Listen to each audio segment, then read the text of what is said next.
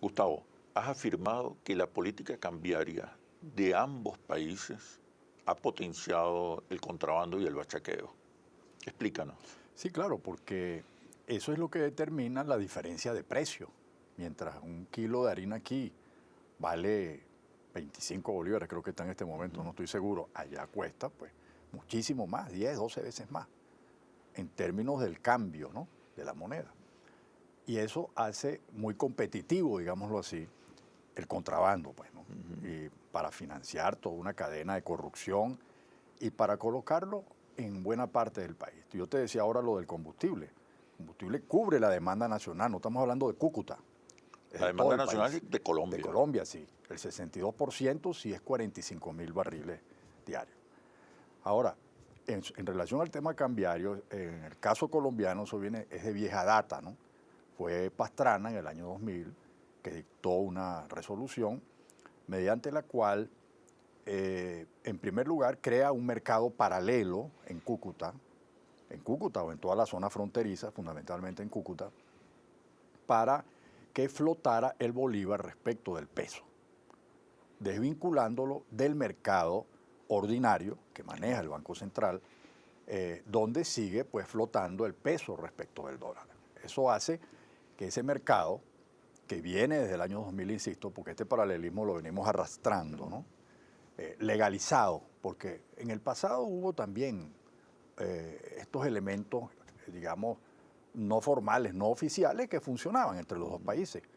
Cuando había desequilibrio, por ejemplo, cuando se devaluaba en Venezuela, eso implicaba que creaba una corriente de bienes desde Venezuela hacia Colombia y viceversa, pero era en pequeñas proporciones. Cuando esto se legaliza, se le da a las casas de cambio la facultad de poder manejar ese mercado y determinar incluso el valor de la moneda, y se autoriza a los cambistas, que son personas particulares cuyo único requisito es inscribirse en la Cámara de Comercio, para que sean ellos los que operen Exacto. este mercado,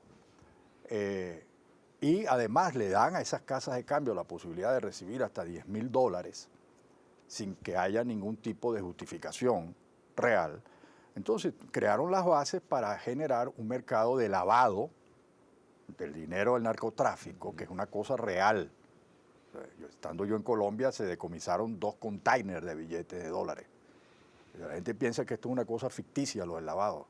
Físicamente funciona, y también a través del sistema financiero. Una forma de lavarlos a través de este mercado.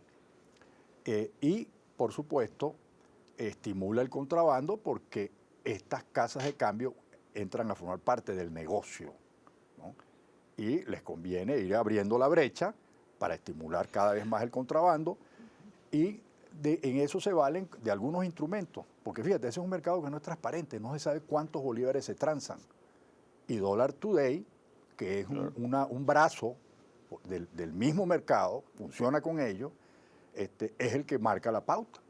Entonces ahí vemos una situación que ha creado una desestabilización en Venezuela, ha presionado al sistema venezolano y de hecho ha sustituido la autoridad monetaria del Banco Central, al menos en términos de ser la referencia para fijar los precios en el país.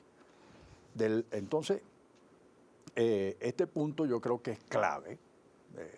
Del lado venezolano, entonces tenemos un problema porque se agota la política cambiaria, el control de cambio que funcionó en los primeros años y fue el resultado de una decisión correcta, ¿no?, después del golpe petrolero. Sin embargo, ha presentado en los últimos 3, 4 años señales de agotamiento, ¿no? Y el agotamiento es producto de que estos sistemas discrecionales terminan generando un esquema de corrupción también, como se ha evidenciado en Venezuela. Y distorsiones. Distorsionan la economía, y indudablemente que ha facilitado y estimula también el contrabando. El que tengamos, por ejemplo, 3 tipos de cambio. Eso es terrible, porque aquí se está manejando un dólar a 6.30, mientras en la frontera vale 700, ¿tú te imaginas? Entonces eso crea un estímulo tremendo para impulsar el contrabando. Has mencionado algunas articulaciones, algunas conexiones que van más allá de la frontera. ¿Hay un objetivo político también detrás de esta situación? Sí, yo te dije que la parapolítica estaba dentro de esto. ¿Qué significa eso? Que también participan grupos que hacen vida en la política colombiana y forman parte de eso que se llama el paramilitarismo o la parapolítica. Ahí hay una asociación. De hecho, hay alcaldes que se identifican con ese paramilitarismo, incluso son beneficiados, porque, por ejemplo, en el caso de Cúcuta, para hablarte de un ejemplo, allí la venta de combustible,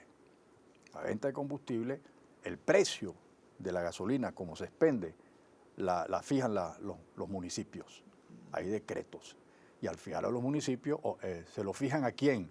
A las organizaciones de los llamados pimpineros, o como se quieran llamar, que están legalizados, que son los que en definitiva suministran el combustible. ¿Cuál es el objetivo político? El objetivo político, evidentemente, que detrás de todo esto está el Departamento de Estado, el imperio estadounidense, que tiene en Colombia. Bueno, la mejor evidencia es que todo esto se hace a la vista de ellos, ¿no? Por ejemplo, de la DEA, perfectamente, funciona, ¿no? Y forma parte, pues, de la estrategia interna de crear estos grupos paramilitares, no solo en Colombia, sino que, por ejemplo, en el Medio Oriente este ha sido el esquema, ¿no?